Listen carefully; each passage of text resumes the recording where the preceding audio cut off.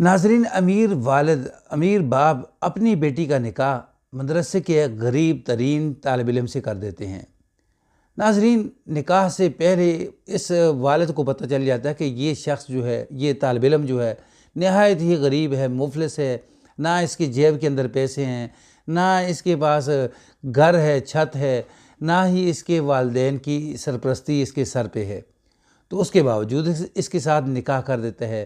پھر پتہ چلتا ہے کہ اس کے والدین جو ہیں وہ سکھ ہیں، سکھ مذہب سے تعلق رکھتے ہیں، پھر بھی اپنی بیٹی کا نکاح ان سے کر دیتے ہیں۔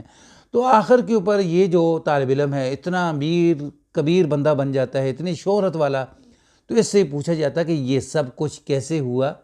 تو یہ کہتا ہے کہ میرے استادوں نے مجھے 2 عمل ایسے بتلائے تھے جو میں نے کرنے شروع کر دیے تھے، تو اس کے بعد اللہ نے مجھے جو ہے میرے حالات بدل دیے، اتنے مجھے اللہ نے میرے اوپر رحمت کر دی کہ اگر میں چاہوں تو مسجد کوئی قائم کروں تو ایک مسجد کی اینٹ سونے کی، ایک چاندی کی لگاؤں تو میرے پاس کبھی دولت ختم نہیں ہوگی۔ وہ عمل جو ہے میں آپ کو اینڈ پہ بتاؤں گا کہ وہ کیا عمل تھے، وہ آپ بھی کر کے اپنی جو قسمت ہے بدل سکتے ہیں۔ السلام علیکم ورحمۃ اللہ وبرکاتہ۔ میرے معزز ناظرین اکرام، یہ واقعہ کچھ یوں شروع ہوتا ہے کہ جو ایک لڑکی ہوتی ہے، جوان ہو جاتی ہے، اس کی والدہ اپنے شوہر سے کہتی ہے کہ ہماری بیٹی جوان ہو چکی ہے، اس کے لیے رشتہ تلاش کیا جائے۔ تو باپ جو اس کے شہر کی جو مدرسے ہوتے ہیں نا، وہاں نکل جاتے ہیں کہ کوئی نیک سیرت لڑکا جو ہے وہ تلاش کیا جائے۔ تو خیر، مدرسے جو ہوتے ہیں شہر کے، وہاں کوئی رشتہ پسند نہیں آتا، کوئی لڑکا پسند نہیں آتا، تو یہ اپنے شہر سے نکل کر کے دوسرے شہر چلے جاتے ہیں۔ وہاں ایک بڑا مدرسہ ہوتا ہے، بڑے مدرسے کے جو محتمم صاحب ہوتے ہیں وہ ان کے دوست ہوتے ہیں، یہ ساری کلاسوں کا وزٹ کرتے ہیں۔ تو اینڈ پہ جو دورہ حدیث کی جو کلاس ہوتی ہے نا، جو وہاں جاتے ہیں، جا کر سب طالب علم کے اوپر جو ہے وہ نظر مارتے ہیں، تو ایک لڑکا جو ہے یعنی ان کے اوپر نظر ٹک جاتی ہے۔ تو استاد صاحب سے پوچھتے ہیں کہ یہ لڑکا کون ہے، یعنی اس کی شادی ہوئی ہے؟ تو استاد کہتے ہیں کہ اس بیچارے کو کون رشتہ دے گا، یہ سکھ مذہب سے تعلق رکھتا ہے، نہ اس کے پاس چھت ہے، نہ اس کی جیب میں پیسے ہیں، یہ تو بیچارے ایک ہی سوٹ ہے میلا کچیلا وہی پہنا ہوا ہے۔ تو یہ سب کچھ پتہ چل جاتا ہے، لیکن لڑکی کا والد کہتا ہے کہ میں اپنی بیٹی دینے کے لیے تیار ہوں، آپ اس سے پوچھیں۔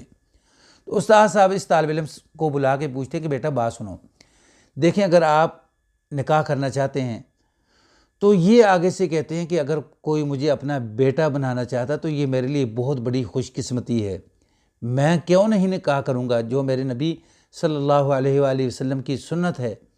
تو کہ جی میں تیار ہوں۔ تو کہا کہ بیٹا کل عصر کی نماز کے بعد آپ کا نکاح ہوگا، تیار رہو۔ تو اب پورے مدرسے کے اندر جو ہے نا بات پھیل جاتی ہے کہ اس کا کل نکاح ہے۔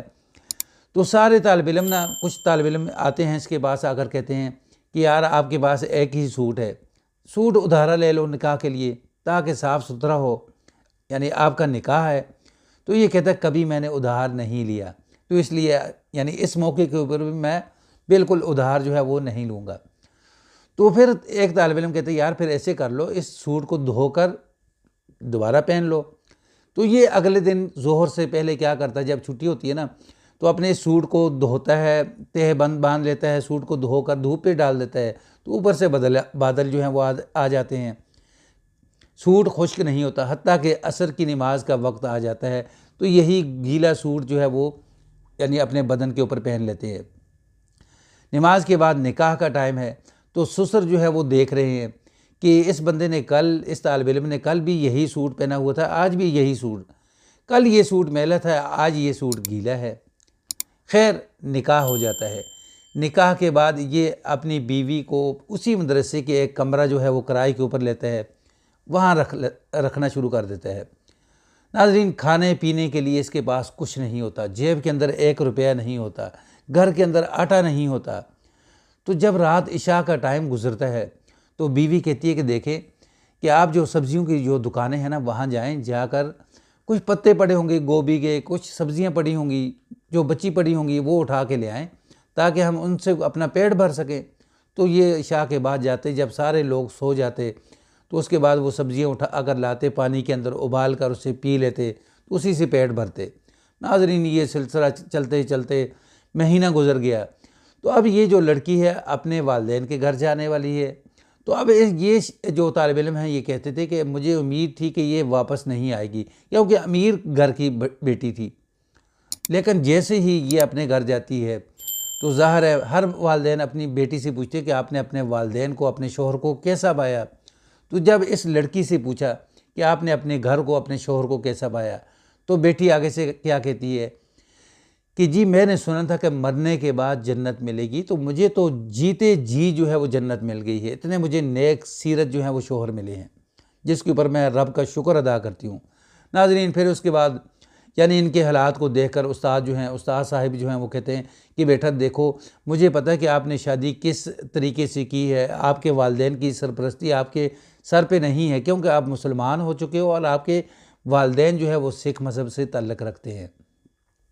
پھر اس کے بعد استاد صاحب جو ہے ان کو وظیفہ بتاتے ہیں کہ بیٹا ہر نماز کے بعد آپ نے 3 بار درود شریف پڑھنا ہے۔ درود شریف کوئی بھی پڑھ سکتے ہیں آپ، جو آپ کو آسان لگتا ہے۔ 7 بار سورۃ قریش پڑھنی ہے ہر نماز کے بعد، تو آپ کے اللہ تبارک و تعالیٰ جو ہے وہ دن بدلائیں گے۔ کہتے ہیں کہ جب میں نے استاد صاحب کی یہ بات سنی، اس کے بعد میں نے یہ عمل کرنا شروع کیا، تو آہستہ آہستہ اللہ تبارک و تعالیٰ نے مجھے اتنی شہرت، اتنا پیسہ دیا کہ ہر طرف جو ہے میرا نام جو ہے وہ چلتا تھا کہ فلاں شخص۔